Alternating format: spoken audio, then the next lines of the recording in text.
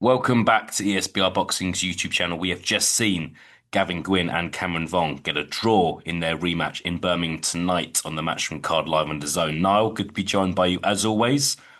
An entertaining undercard fight that's not always said on these shores. Exactly a year later, they did it again. It's a draw this time. We'll start off with who you think should have won that, if anyone. Did you have someone winning it, or did you have it a draw as well? I had a draw as well, so I was kind of I know a few people did, but it was kind of it's good to say that I don't think it was a robbery, although it was one of those fights that either man if either man had edged it, you would have said fair enough, no complaints. But I had a 95-95.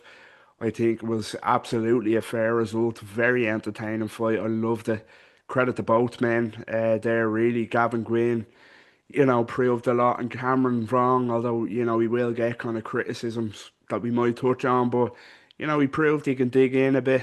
He can really dig in and have a go, even at such a young age against a veteran like Gwynn that really put it on him. But yeah, fantastic fight. I didn't think it would be as entertaining as the first fight was, so I was very surprised in a good way that it was. It was a really excellent fight, and as we were just saying off camera there, excellent kind of style matchup. Really good clash of styles there. But yeah, draw for me is the fair result.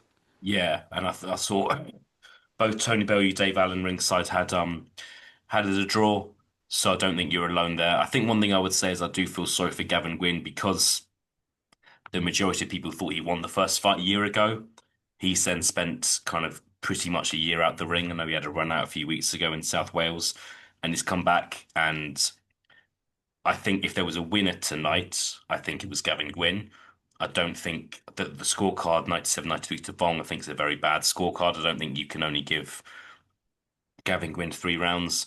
So Gavin Gwynne is kind of after a year out the ring pretty much has come back and he's still not won. And what I'm trying to say is that some people would have had him winning both fights, and on paper he's won neither. So I do feel sorry for Gavin Gwynne there. Um, what about a trilogy now? Do you think we will see one? This is the first kind of mark on Cameron Vong's scorecard. Still only his 10th fight, which I think we need to make a point of saying is still a very young man, Cameron Vong. Do you think we'll see a trilogy, or do you think Cameron Vong and his team will say that's enough, we're going in a different direction? Yeah, it's a weird one, isn't it? I will start by saying that I think there will be a trilogy. I'd love to see a trilogy, just kind of based stylistically on how the first two fights went. I thought they were both highly entertaining. So as a fan, I'd love to see a trilogy. But yeah, in terms of, I think there has to be because it's a weird one. Like if it was the other way around, say the first fight was declared the draw, and even if people thought Gavin Gwynne won, and then this fight, Cameron Vaughn won a kind of disputed decision, I think it would be a bit easier to kind of step away from Gavin Gwynne if that makes sense. You can say they could say, okay, we got the win, even though it was highly disputed, so we can move on.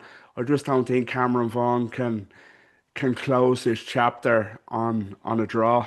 I just don't think he can do it. So yeah, I think it has to happen really for Vong's reputation, and as I say, as a fan, absolutely sign me up for that. I think Gavin Gwynne, as you say, dreadfully unlucky, and he deserves one more chance at least to put things right. Yeah, I hope so, and I just think a trilogy is still a big fight.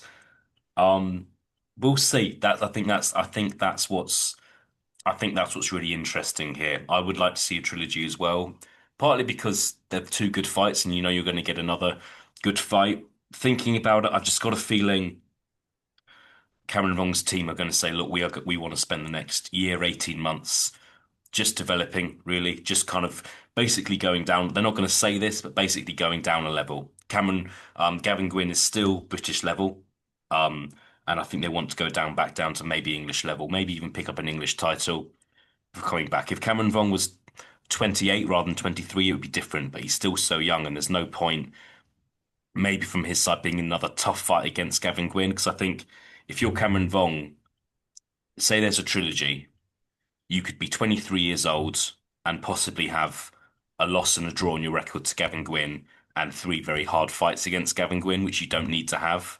So we'll see. We'll see. We'll see what happens in the next few months. Final question from me to you, Noel. Do you think Cameron Von can still go on and achieve big things in the sport? Because he was seen as a major prospect. I'm kind of getting deja vu here from Junaid Bostan and Bilal Fawaz last month. Junaid Bostan, big UK prospect, was still a very young man, had a draw against Bilal Fawaz back in January, lost the rematch, which was a close fight in Sheffield last month. And I feel like with Cameron Vong, it's a similar but different sort of situation here where you would have expected a top prospect to have dealt with a 35-year-old Gavin Gwynne, and that's not happened in the same way you'd have expected a top prospect to have dealt with Bilal Fawaz. Can Cameron Vong still do big things in the sport?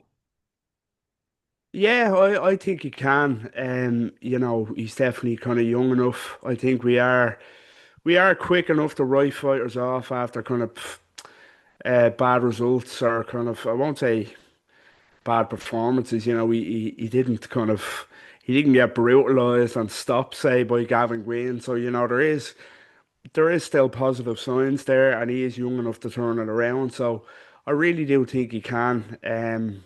I think, it is a good comparison you made to Boston for Waz, but I think Gavin Green is a better fighter than Bilal Fawaz. I think he's a bigger step up than Fawaz is. And as you said, I think people underestimated Gavin Gwynne really coming into this one. Gavin Gwynne is really a really good British level fighter. He's proved in the past. He is 35, but he still is a test. And people will call it bad matchmaking. I don't think it's really bad matchmaking in the fact that, as I say, he didn't get brutalized or stopped. It was too soon for him, but he's going to learn an awful lot, I think, from these two fights. Mm. I think these two fights, and if there is a trilogy, will stand him in even better stead. So, yeah, I think he definitely can turn it around and become, maybe not world class. That's a bit too soon to say that yet, but yeah, I think he can kind of live up to some of the hype that was built around him. I think that this could be the best thing that ever happened to him. These two fights, to be honest with you. Yeah, yeah, look, again, entertaining fights is what we want to see. So I think it's just fantastic that we've these guys have done it again. Cameron Von kind of didn't have to rematch Gavin Gwynne. I think it's important to make that clear as well. But he has done, and yeah, another very close fight tonight. Niall, good to speak to you as always. I'll speak to you again very soon. Cheers. Take care.